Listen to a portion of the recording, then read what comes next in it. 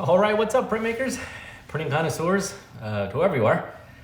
This is a tutorial on reduction woodcuts. Now, this is a very confusing process to explain in person, especially when you don't have any visual cues. And this is also probably the reason why a lot of printmakers are intimidated by this process. It's kind of a weird one. It's a little bit of a learning curve, but this is a detailed tutorial on everything you need to know on creating one of these for yourself.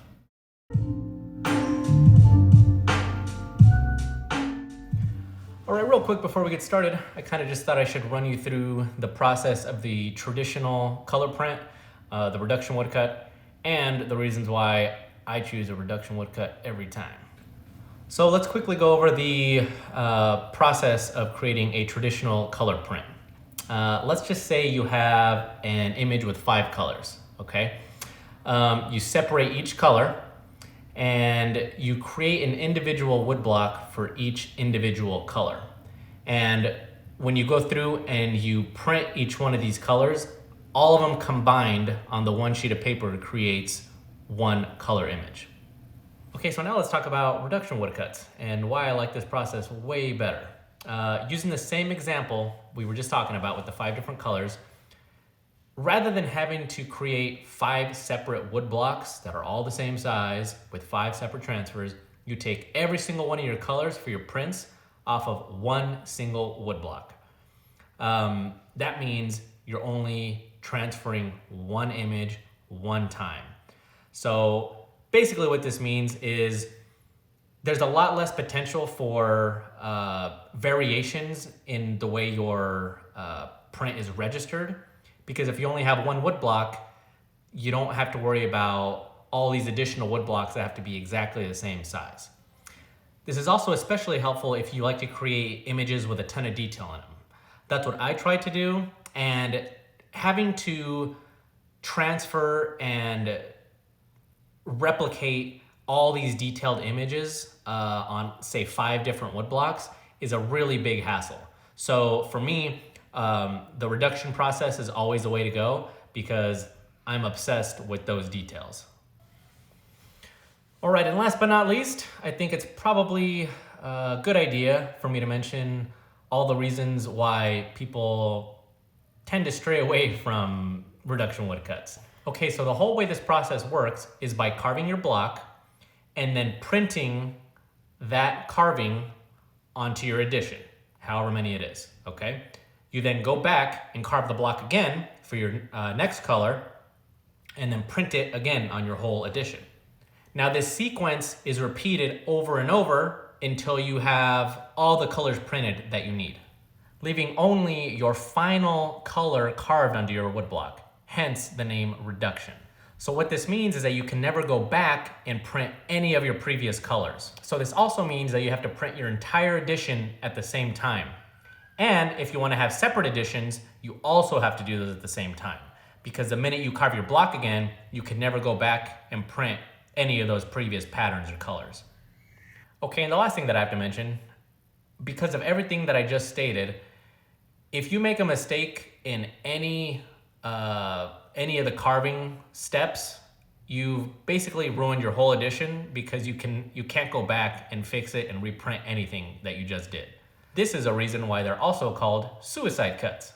Sounds like a lot of fun, right? But it's all right, don't let any of that scare you. After you watch this tutorial, hopefully you'll have all the skills you need to create one of these for yourself. Okay, let's get started with some of the basics here. This is my initial black and white sketch. I was always taught to make a color sketch, but I never do it because I can always visualize the way I want this to turn out in my head.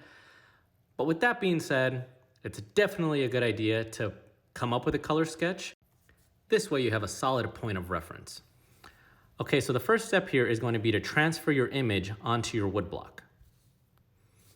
The thing that you really want to make sure of here is that your transferred image is retraced with a permanent marker, a Sharpie, something like that. And also you're going to want to spray some clear protective finish, like a clear coat of some sort, on top of your linoleum or your wood block, whatever it is that you're using. This way, in between your carving sessions and your printing sessions, you won't lose any of your lines from your design. That way you can see what you're doing the entire time. And for a quick side note, I just need to mention this grid that I've been drawing in the background here. It's actually a part of the background in my design.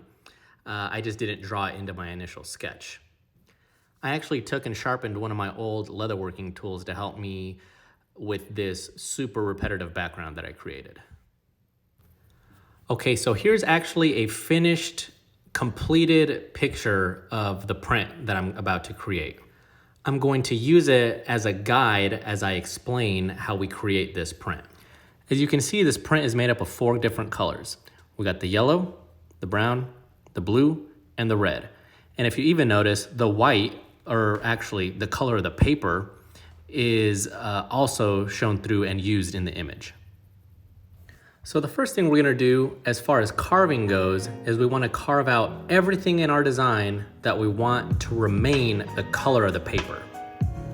And you wanna be sure you're very careful and think before you carve, because there's no reversing any of the carving that you do.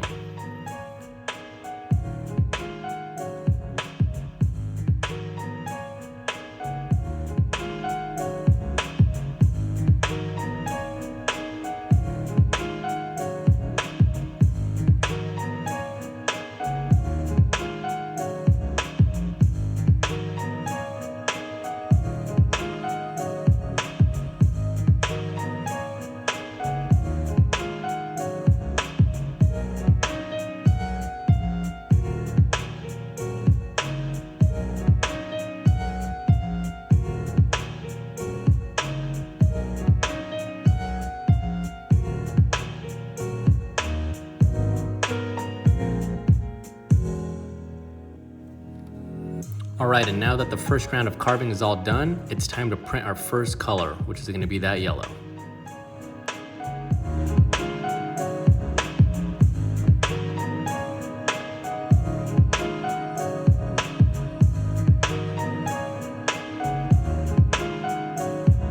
Hold on there, cowboy. Having a jig is crucial if you want your prints to register correctly. Using a jig will help ensure that your paper lands on the block in the same exact spot every time you print an additional color. Here's a really simple jig that you can make at home. The important thing to remember is that once you have your jig all set up, you don't want it to move for the duration of the project. If you noticed, mine was actually clamped to the table, but you can either screw it or glue it or do whatever you need to do, just as long as the jig doesn't move at all.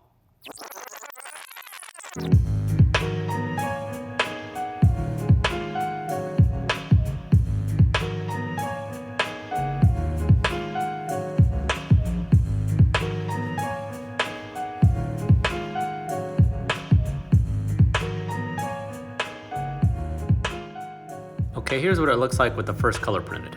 And you have to remember that your whole edition needs to be printed at once. I made an edition of 10 of these, but I ended up actually printing 12 just in case I lost a couple during the printing process. I would recommend you do the same. You should also know that your colors need to be printed from lightest to darkest. This way you won't see any sort of translucency when you stack your colors on top of each other. This is especially true with colors like yellow. Okay, now it's time for the fun part. This is where everyone always gets confused. The next step is to carve the block again. The thing that you really need to wrap your head around is, in this step, whatever you carve out is going to stay yellow or the first color that you printed. I'm going to use all these dots in the background as an example to help you better understand this step. I know that for my design, I want all the dots to stay yellow. Here's where we start reducing the plate. By carving away all these dots, I'm actually removing all of the surface area that they were actually printed on. This way, when I go to print my next color, I'll know that my dots won't receive any ink because they're no longer there. And yes, it sucks that you're carving away all your hard work, but get over it. That's what this process is all about.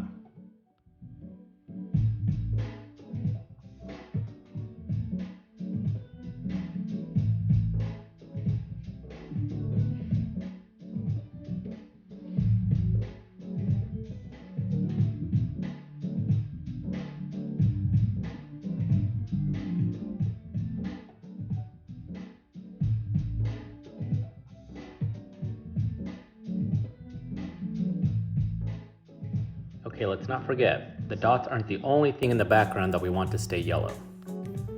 This is the reason why having a color sketch is so useful, but since I don't have one, we'll just reference the finished product. Okay, and as you can see here, there's pretty big sections in the car themselves that remain yellow, along with the spectators. So all of that stuff needs to be carved out as well before the printing can proceed. All right, and here's my next color, and I'm gonna be stacking this right on top of the yellow. If you notice here, I finished carving out the cars and the spectators.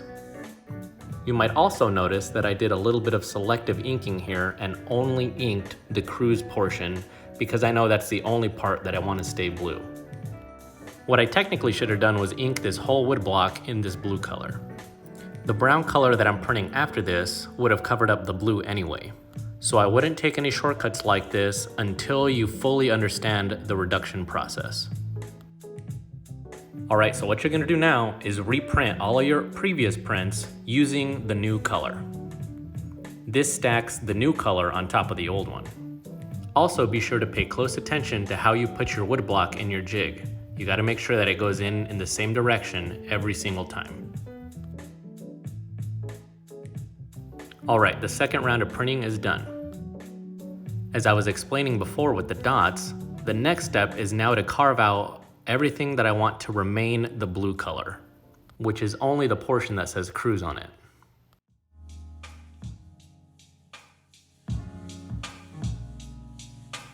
Well, that was easy. Now let me show you how to print the final two colors. I have my brown and my red ready to roll, and since they're isolated from each other on the block itself, it's very easy to print both of them at the same time.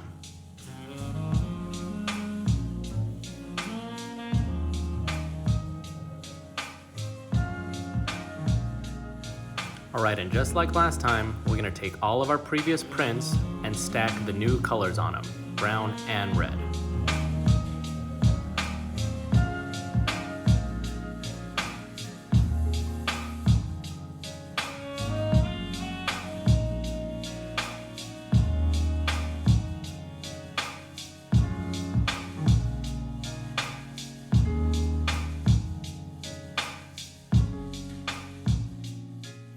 All right, now notice how all of my colors stack nicely on top of each other. The registration all looks good, and this is due to the jig that I left in place the entire time I was printing.